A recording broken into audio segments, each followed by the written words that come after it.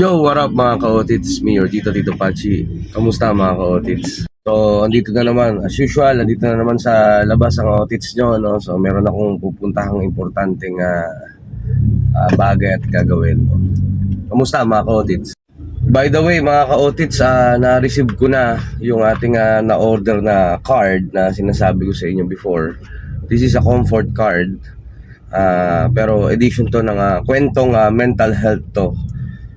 Kung naalala nyo, kung na-follow nyo ang aking Spotify account, by the way, paki like and follow yung page ko, FB page, Tito Pachi, and I do have my Spotify, my account. You can search on Tito Pachi din, makikita nyo ako doon. So, may pinost ako doon. So, babalik. Ito na yung card. Subukan natin kumuha ng isa kasi set of questions to na pwede nating sagutin, no, mga ka-otits. So, ito siya mga ka-otits. Ito yung card. Sububok tayong kumuha ng isa at sagutin natin ngayon, no? By the way, itong cards na to, meron siyang yung isang side niya may question at yung kabilang side meron siyang sariling sagot or opinion doon sa question na yon. Check natin. So, ayun mga ka-otits, kumuha tayo ng isa. So, ang nabunot natin is ito yung question, basahin ko sa inyo.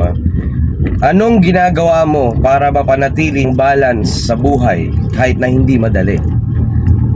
O, di ba? Sagutin natin yan mga ka-otits. Kung pwede nyo rin sagutin, you can comment kapag gusto nyo sagutin tong sagot na to, no? So, pero ulitin ko lang yung tanong. Anong ginagawa mo na para mapanatili ang balance sa buhay kahit na hindi madali? O, di ba? Medyo grabe to, grabe tong tanong na to. Well, ako kasi mga ka-otits, no? Siguro I'll answer that question in general answer, and this is just my personal opinion. Siguro kasi ang bawat bagay kailangan talaga kung may gusto kang gawin, first thing first, kailangan mo munang mag-set ng goal or ng mga na gusto mong ma-achieve, plans na gusto mong gawin, no? So, yan, mag-set ka ng goals, and then upon setting your goals, mag-set ka rin ng mga plano kung paano mo siya sisimulan at paano mo siya gagawin. So, syempre kasama doon yung time management at yung mga proper decision making mo sa buhay at sa mga bagay na gusto mong ma-achieve, no? So, sa akin, I always look forward sa mga dapat magkaroon tayo ng ng progress and self-development on our daily basis, no? So, yan. And ako gusto ko marinig yung mga sarili nyong opinion at sagot dun sa tanong na yun, no? Napakasarap na pakinggan na makarinig ng mga kanya-kanyang sagot tungkol sa isang tanong na somehow syempre sabi nga ni Card, yung card na yan is edition para sa mental health, for our mental health. Shoutout nga pala sa maker ng card na yan, no? Try nyong bumili, try nyong i-check din sa mga online shop.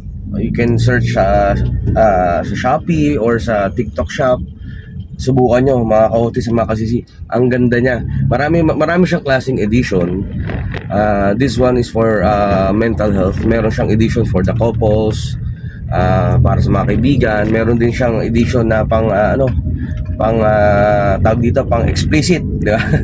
Subukan nyo mga ka-otits. So yun, ulitin ko lang mga ka-otits, yun, mag-set kayo ng goals para sa mga gusto nyo ma-achieve sa buhay. Siyempre, upon setting your goals, kailangan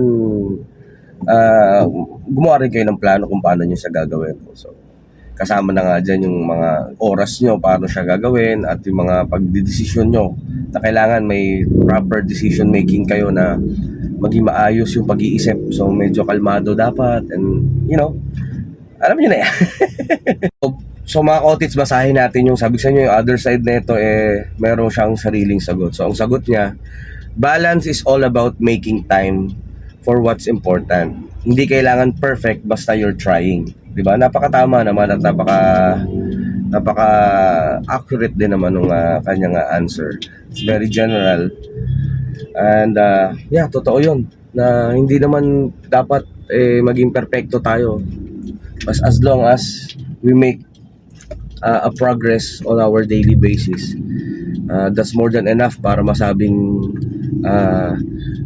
nagkakaroon tayo ng development sa buhay natin, no? Di ba mga kotit? So ayun mga kotit, sana ay may nakuha kayong magandang sagot galing sa nag-iisa niyong audit sa Tito Pachi, syempre. So this is me again, yung Tito Pachi. Peace love mga kotits, ingat tayo lahat.